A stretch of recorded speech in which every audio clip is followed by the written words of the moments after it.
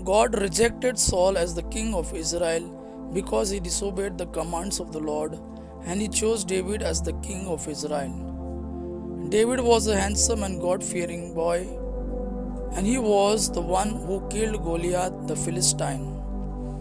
When Israel army along with David came back home after defeating the Philistine, the women from every town were dancing and playing tambourines. In their celebration, the women sang, Saul killed thousands, but David tens of thousands.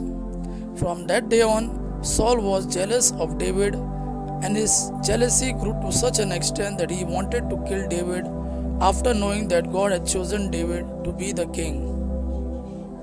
Saul had a son named Jonathan who was a dear friend of David.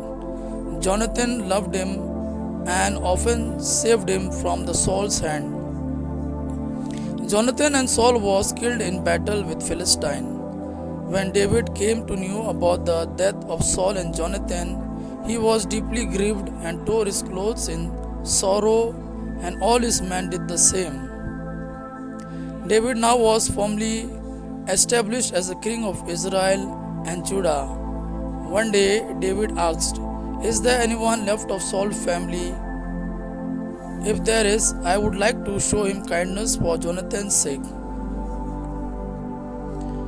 One of the Saul's family servants, Ziba, said to King David, There is still one of Jonathan's son alive, but he is crippled.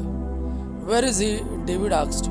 At the home of Machir son of Amiel in Lodebar, Ziba answered.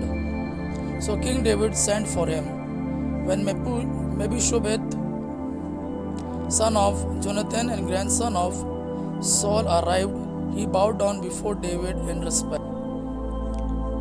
David said, Mephibosheth, and Mephibosheth answered, At your service, sir.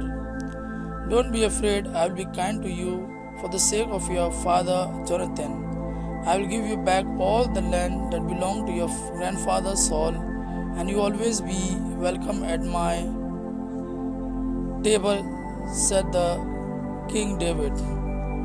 Then the King David called Ziba, Saul's servant, and said, I am giving Mephibosheth, your master's grandson, everything that belonged to Saul and his family. You, your son, and your servants will farm the land and provide food for Saul's family.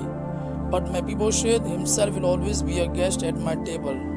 So Mephibosheth ate at the king's table just like one of the king's sons. All the members of Ziba's family became servants of Mephibosheth.